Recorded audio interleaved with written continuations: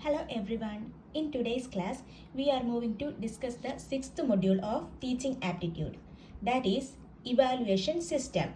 It includes elements and types of evaluation, evaluation in choice-based credit system in higher education, computer-based testing, innovations in evaluation systems. First, we move on to what is evaluation system. An evaluation system is a structured and systematic approach used to assess the performance, effectiveness or quality of something such as a program, project or individuals. Evaluation system is the structured and systematic approach to assess the quality or effectiveness of something like project, program, etc. or individuals, etc. Types of evaluation varies, depends on the purpose and timing. Evaluation types. First one is formative evaluation. To provide ongoing feedback and support during the development or implementation of a program or activity. It conducted during the process, not at the end. Formative evaluation was conducted during that time to assess the feedback and support during the development and implementation of the program. It was conducted during the time, not at the end. Example for that is classroom quiz, midterms reviews, in-class activities, etc. It focuses on identifying areas for improvement, adjusting strategies and enhancing the effectiveness. It helps us to improve the areas and make more strategy for attaining more results. It was conducted during the process, not at the end. Second one is summative evaluation. To assess the overall effectiveness and impact of the program or activity at its conclusion. It was conducted at last. It was conducted at the conclusion phase, not at the middle. Name suggests it was summative. It was giving summary. It was conducted during the end. To conduct at the end of the program, we say that it was conducted at the end of the program. It focuses on determining whether the program achieved its intended goals and objectives. It helps to determine the program is achieved its goals and objectives or not. Example, final exams, end of the project report, etc. Third one is process evaluation. To examine how a program is being implemented and identify any challenges. In this process, we examine how a program is implemented. It conducted during the implementation phase.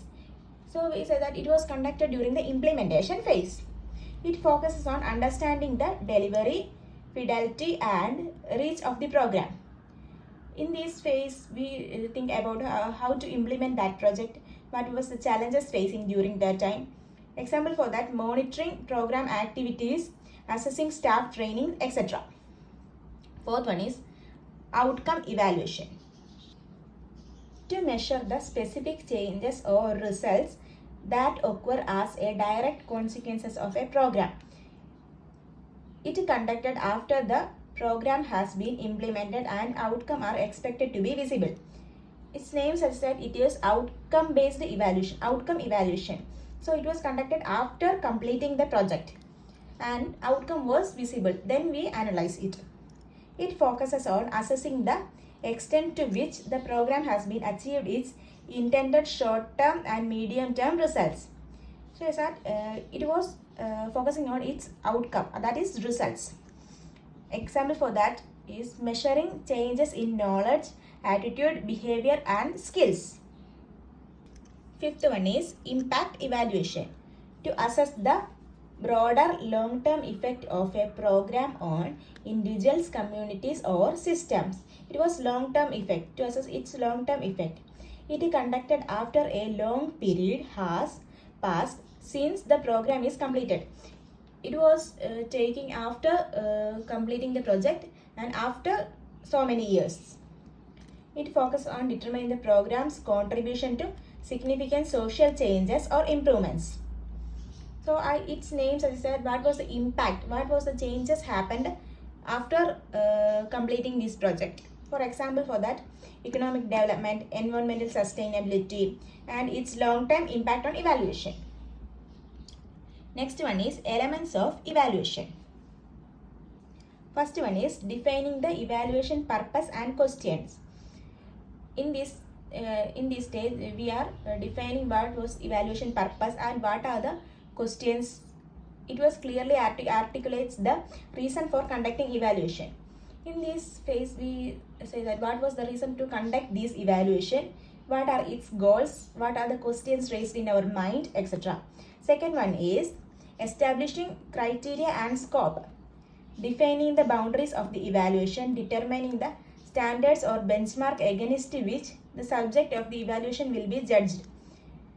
In this phase, we think about what was its applicability, how much it is practical to do, and what are the boundaries we need to assess, we need to set, and what are the standards and benchmark we need to set. Third one is selecting appropriate method. These include what methods we need to adopt for this. It includes survey method, interview, observation, documentary review, and analyzing the collected data. That was this stage. Fourth stage is implementing the evaluation. Carry out the chosen data collection method. Ensure accurate and ethical consideration.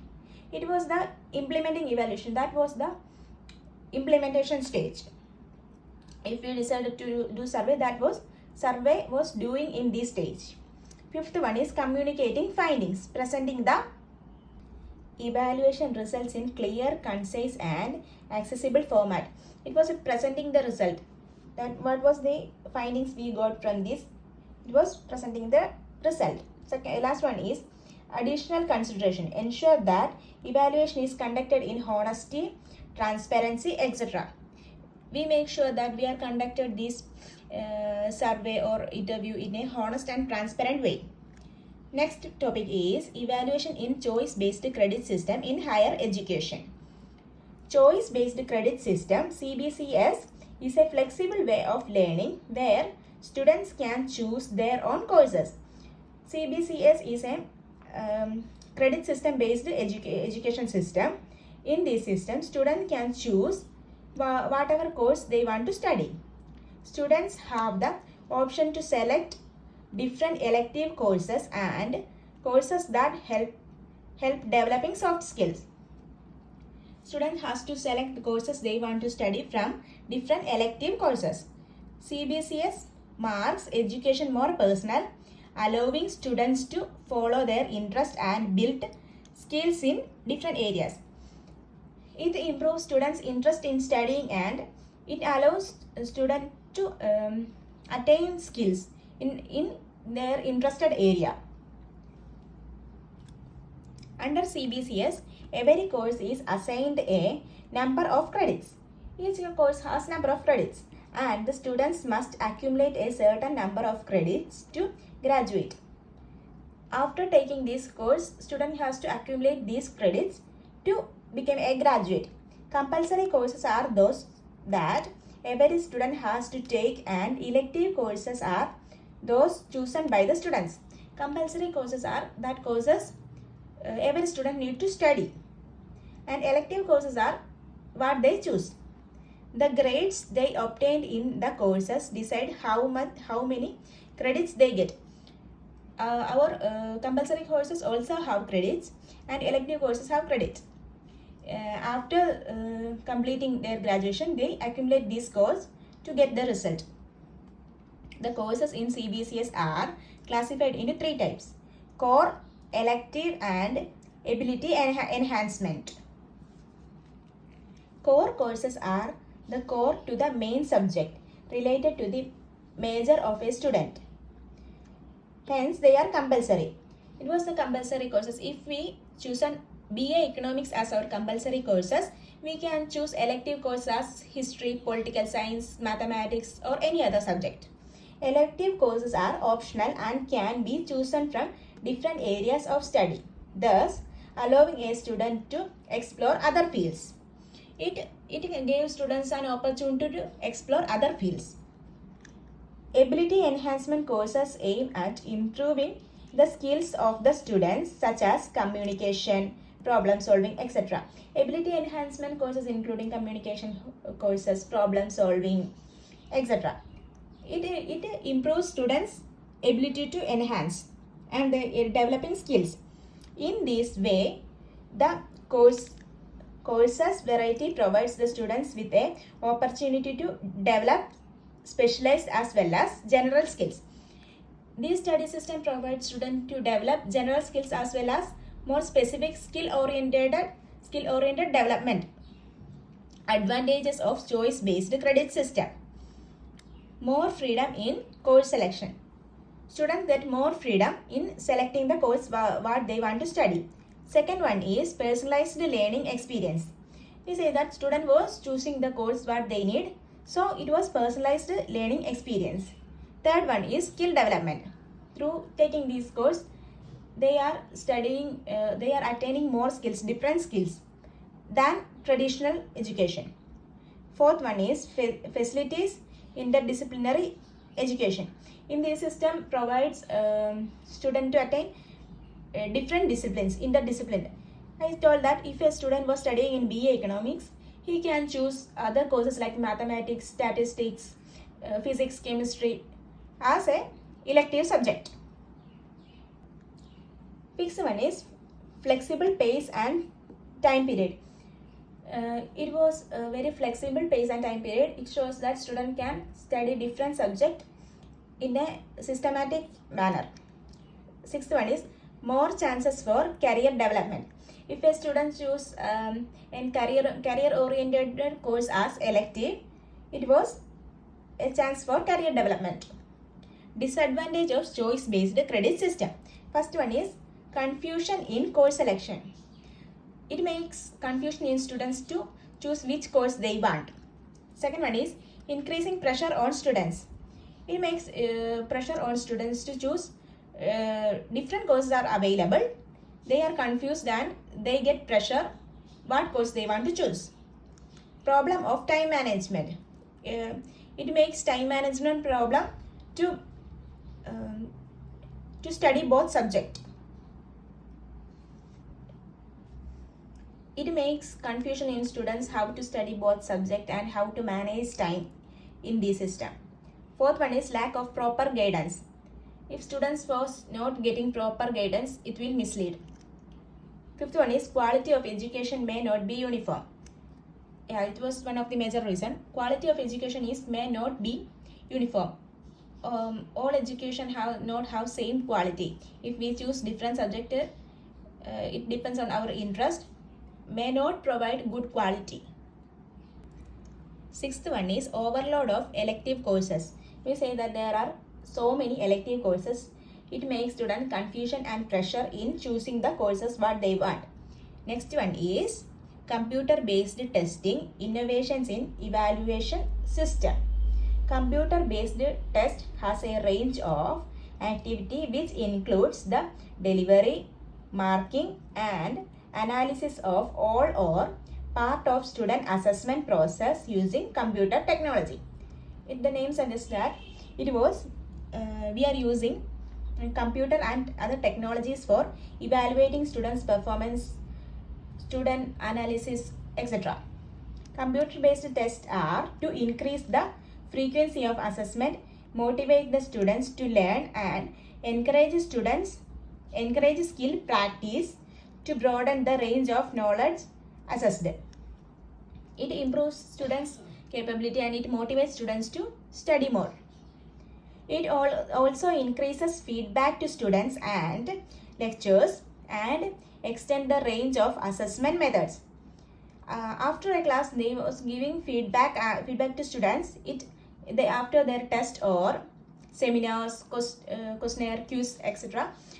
They are giving sudden feedback. It improves students to study more and motivate them to study. increase in objectivity, consistency, and reduction in marketing loads or scripts and other cases result in administrative efficiency. If we are considering in a competitive exam or other large exams, computer-based technology is very helpful in efficient management and easily conducting evaluation. Advantages of computer-based testing. First one is efficiency. We say that there was no human error. It was efficient. It was conducted in a speedy manner. Second one was convenience. Computer-based system was very convenient method for evaluating and getting good results in accurate results. Less human error. We say that in this method there was less human error because it was done by computer. So efficiency and convenience are all, and less human error. Fourth one is security configuration.